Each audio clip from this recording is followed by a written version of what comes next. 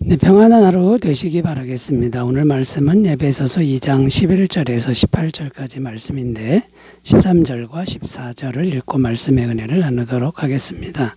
이제는 전에 멀리 있던 너희가 그리스도 예수 안에서 그리스도의 피로 가까워졌느니라. 그는 우리의 화평이시니라. 돌로 하나를 만드사 원수된 것 곧 중간에 막힌 담을 자기 육체로 허시고. 아멘. 어제 말씀은 그리스도로 말미암은 구원이 이루어 놓은 엄청난 권세에 대해서 말씀을 나눴습니다. 구원받은 성도는 이미 하늘에 앉아 있다는 것입니다. 혼자 힘으로 그런 권세를 얻은 것이 결코 아니고 그리스도와 함께하니 이런 권세가 우리에게 주어질 수 있었다는 겁니다. 이것이 바로 교회의 권세라는 것인데요. 그리스도와 함께하니 교회의 권세는 하늘의 권세와 같다라는 것입니다. 오늘 말씀의 내용은 뭐냐 하면 구원은 모든 차원에서 화평의 관계를 만들어 놓았다라는 것을 말씀합니다. 첫째는 하나님과 우리 사이의 관계를 화평하게 하셨다는 것이고, 둘째는 사람과 사람 사이의 관계를 화평한 관계로 만드셨다는 것입니다.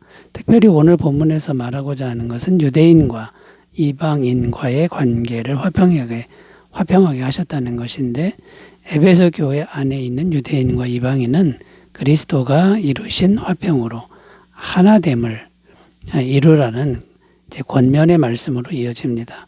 그러므로 오늘 말씀의 주제는 서로 다른 성도들이 어떻게 진정 하나됨을 이룰 수 있는지를 함께 생각하면서 말씀의 은혜를 나누도록 하겠습니다. 교회 안의 성도들이 진정 하나됨을 어떻게 이룰 수 있을까요?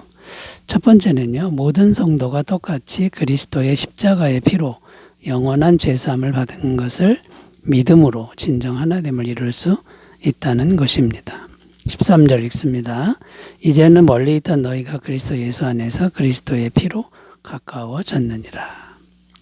자, 여기 보면 그리스도의 피로 가까워졌느니라고 말씀했는데, 십자가에서 흘리신 예수님의 피가 하나님 보시기에 우리 모든 죄값을 완벽하게 해결하셨다는 말씀입니다.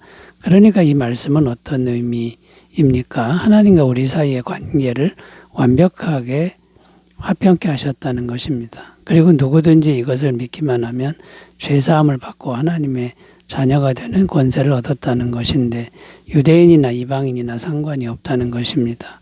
그래서 14절 이렇게 말씀하죠. 그는 우리의 화평이신지라 돌로 하나를 만드사 원수된 것 곧 중간에 막힌 담을 자기 육체로 허시고. 자, 여기서 중간에 막힌 담이란 죄를 말합니다. 죄는 하나님과 우리 사이를 막고 있는 담이라는 것인데, 십자가의 피로 담을 헐어버리셨다는 말씀입니다. 바울이 왜 이런 말을 하는 것일까요? 에베소 교회 성도들에게 담대한 믿음과 자신감을 가지라고 말하고 싶은 것입니다. 에베소 교회는 이방인의 교회였는데 이방 교회였죠. 당시 분위기는 유대인들이 이방인들을 상당히 무시하는 상황이었습니다. 이것은 아주 뿌리 깊은 유대인들의 선민의식에서 나오는 것이었는데, 어쩌면 이방인들은 유대인들 앞에 서면 자신감이 떨어질 수밖에 없는 그런 상황이었다는 것입니다. 11절과 12절에 보면 육체로는 이방인이요 또 무할례자요 이스라엘 나라 밖의 사람이라 약속의 언약들에 관하여는 외인이요 세상에서 소망이 없고 하나님도 없는 자이더니. 무슨 말입니까? 유대인들에게는 인정받지 못하는 사람들이었다라는 말씀입니다. 그러니까 바울은 지금 무슨 말을 하고 있습니까? 유대인들에게 이런 취급을 받아왔지만 이제는 그것 때문에 자신감을 잃어버릴 필요는 없다는 것을 말씀하고 있는 겁니다. 유대인과 똑같이 그리스도의 십자가의 피값으로 하나님의 자녀들이 되었으니 이제는 가슴을 피라는 것입니다. 그리스도의 피는 어떤 피입니까? 곧 하나님의 피라는 것이고, 우리는 그만큼 가치 있는 존재들이라는 것입니다. 이방인도 똑같이 유대인과 똑같이 가치 있는, 하나님만큼 가치 있는 존재들이라는 것이죠.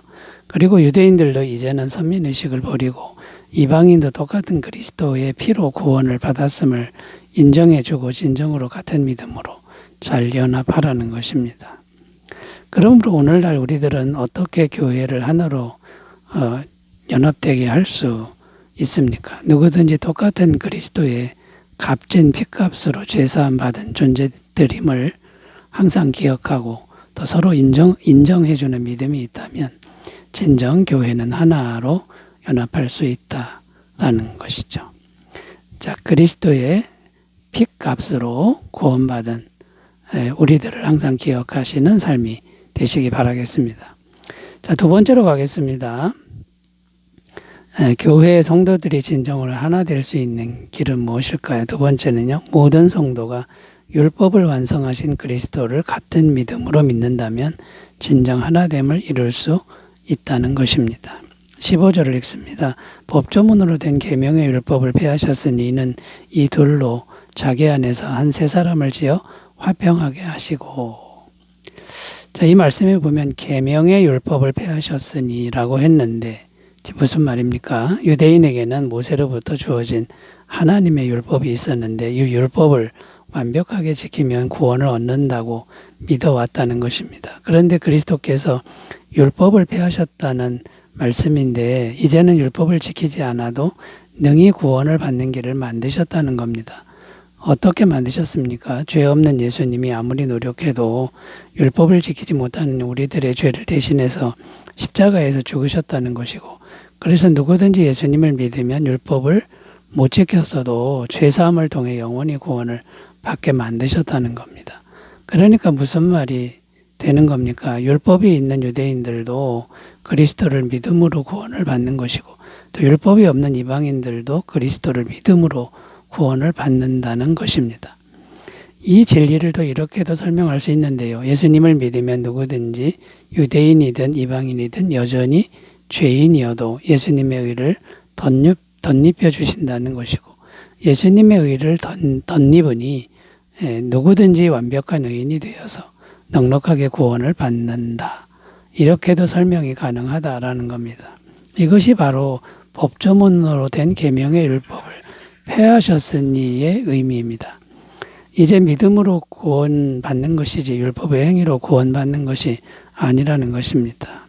15절 말씀에 이둘로 자기 안에서 한 세 사람을 지어 화평하게 하시고 이렇게 되어 있는데 이 말씀의 의미는 유대인이나 이방인이나 예수님의 의를 덧입어서 구원을 받는다는 것이고, 또 17절에 또 오셔서 먼데 있는 너희에게 평안을 전하시고 가까운 데 있는 자들에게 평안을 전하셨으니 이렇게 기록하는데, 먼데 있는 너희는 이방인을 의미하고 가까운 데 있는 자들은 유대인을 의미한다라는 겁니다.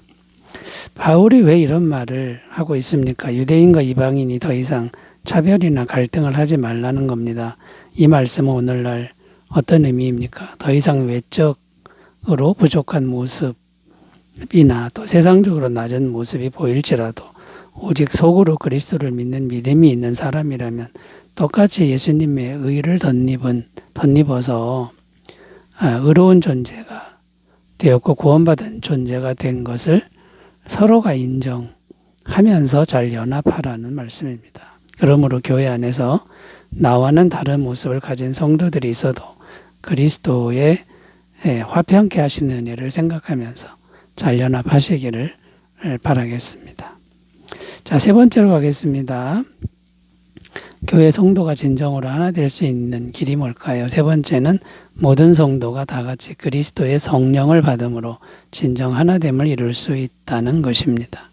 18절입니다. 이는 그로 말미암아 우리들이 한 성령 안에서의 아버지께 나아감을 얻게 하려 하심이라.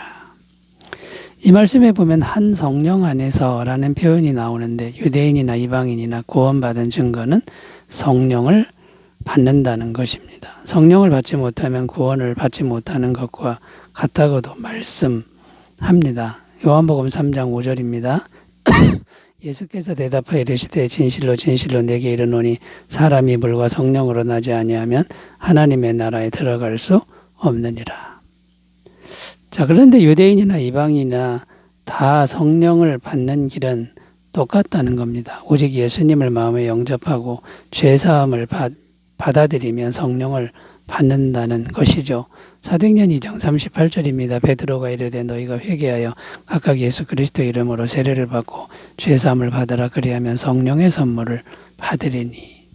무슨 말입니까? 유대인이든 이방인이든 출신 배경보다도 예수님을 믿는 것이 중요하다는 것이고, 또 율법이 있든 없든 이것보다도 예수님을 믿고 성령을 받는 것이 더 중요하다라는 겁니다. 그런데 성령님은 어떤 분입니까?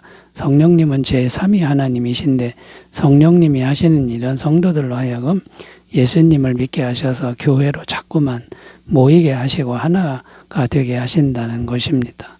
사도행전 2장 46절입니다. 날마다 마음을 같이하여 성전에 모이기를 힘쓰고 집에서 떡을 떼며 기쁨과 순전한 마음으로 음식을 먹고. 이게 무슨 말입니까? 성령 충만한 초대교회 성도들은 날마다 모이기를 힘썼다는 것인데, 바로 성령님이 자꾸만 모이게 하셨다라는 것이고요. 에베소서 4장 3절입니다. 평안에 매는 줄로 성령이 하나 되게 하신 것을 힘써 지키라. 이건 또 무슨 말입니까? 성령님은 자꾸만 교회 성도들이 하나가 되게 하신다는 말씀입니다. 자, 그러므로 우리가 힘써서 해야 할 일은 무엇일까요? 기도하는 일이라는 것인데, 늘 기도함으로 항상 그리스도의 성령으로 충만하게 자신을 가꾸시면 교회가 진정 하나로 연합될 수 있다라는 것입니다. 항상 기도에 힘쓰시기를 바라겠습니다. 기도합니다. 하나님 아버지, 그리스도께서 이루어 놓으신 화평을 우리가 잘 믿는 믿음으로 교회를 하나로 잘 연합할 수 있도록 도와주시옵소서. 예수님의 이름으로 기도드립니다. 아멘. 평안하시기 바라겠습니다. 감사합니다.